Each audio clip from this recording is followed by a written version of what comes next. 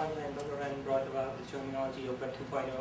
I mean, all this technology, all this stuff we've been using in our classes or whatever we've been reading actually can be loosely defined as the terminology Web 2.0. It's kind of like a buzzword. Basically, the Web 2.0 is evolution of the World Wide Web, or even you can call it Web 1.0, where individual user just go online, reading the news, doing e-commerce, whatever they do, they just connect to the system, or you join a discussion forum or chat room. But those technology, I wouldn't call it old technology, but those technology are catered to the community-based the system. Basically, if you're an individual user, you join the predefined realm that somebody else already defined for you. Like I mentioned before, that I believe that individual user should be reflecting individual software which connected to the other nodes. So this is what the concept, like a loosely, a core concept of Web 2.0 is. Individualism, you have freedoms to customize, to express yourself, to collaborate with whoever you choose to or not choose to. So as you can see, they have all this focus on simplicity. You can do audio-visual, RSS, expressing yourself.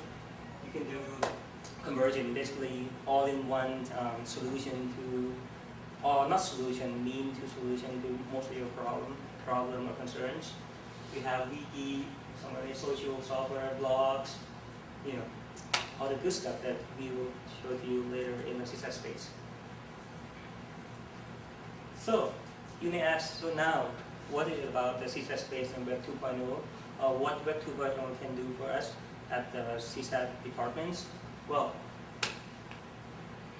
what we have, what Web 2.0 CSAT space community potentially can offer to us as a student, as a faculty, as a staff, is provide the chance for people to increase research collaboration and information sharing. For example, we have 3 or 4 research labs in our school: Intelligence Lab, Conversion, SL Square, K Center, something. But we have, like, the whole idea is we have a couple of labs available in our school, but it's kind of hard for us to, between the lab ourselves, to communicate to each other what they're up to, what their research is about, or if they publish a paper, you got to go to the website, or maybe not the most updated resources will be there. So the communication line is kind of broken, or never was built between these labs, or even worse, between these labs and other students, where we have no clue. I have no clue of what paper has been published in Conversion. I know roughly that my friend Tarun, who worked for Conversion Lab, he published tons of papers, but I just have no idea which paper he published, or what this is about. I'm guessing he's doing something about networking, but that's pretty much what I know. Since CSAT department products, one of the product is student, we graduate from here, but then the other product is the academic result products, such as papers or thesis. That I look at it that should be able to be shared. I mean, students who are willing to share should be able to share, have the means to actually share it with other users. Especially the keyword is easily to share with the others. As easy as they can, and others can actually receive it, as easy as they can. Not just like the traditional way of the one-to-one file exchanging. For example, if I know Mete presenting a paper, in the old way, I have to email to him, or whenever I went to him in school, I would ask Mete, hey, can you send me the file, the email? So, and then Mete still had to log in, just go back and remember what that I asked him to, and he got to look for files and send an email to me only. Rather than he can actually share, if he will, and he can actually share with the rest of the student through CSAT space. So we can use SISATSPACE to keep track of your personal and academic progress. I've been here for a while, a couple of years, too long to remember, but I've grown as a person, grown as a student. I would like to have a place I can actually keep track of what my progress is, and in some sense, should be able to express myself to others as well.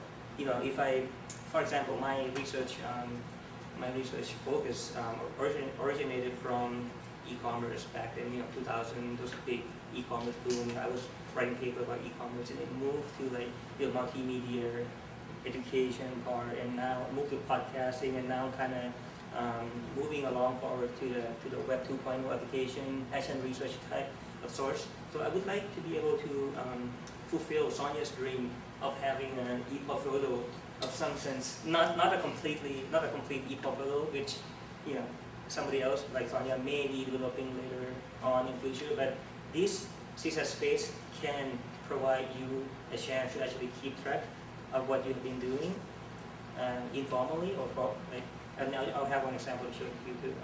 And then also express it to other people, which connected to your space, which they can actually give you comments or feedbacks on your work through the comments feature on our SISATSPACE.